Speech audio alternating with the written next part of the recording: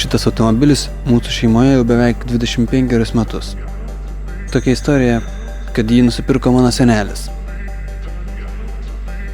Labai jo didžiausi ir neilgai jam teko juo pasidžiaugti.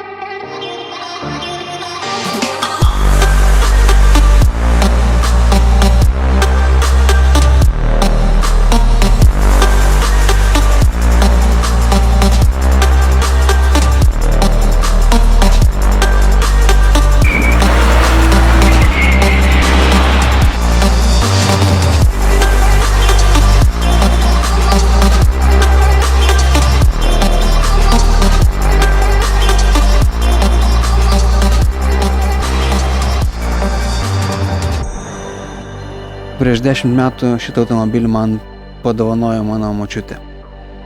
Bet su ta sąlyga, kad jis niekados niekam nebus parduodamas, kad jis visą laiką išliks mūsų šeimoje. Kaip ten bebūtų, aš iš tikrųjų labai vertinu tai, kad jis yra patikėtas būtent man. Ir jis nėra eksploatuojamas žiemos sezonu ar netgi lietingomis dienomis. Šiai dienai šiam automobiliui yra 32 metai. Ir kas yra smagiausia, kad jau dabar ne tik daugelio vairuotojų, bet ir praeivių akis neaplenkia šito automobilio. Kartais tenka pamatyti ir žmonės iškėlusius nykščius į viršų, įrodančius savo pasitenkinimą tuo, kad jie gali matyti šitą automobilį keliuose. Aš labai tikiuosi, kad atėjus tam tikram laikui, šitą automobilį aš galėsiu perduoti savo vaikams.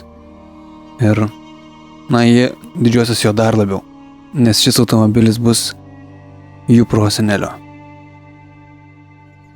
Tokia yra mano BMW automobilio istorija.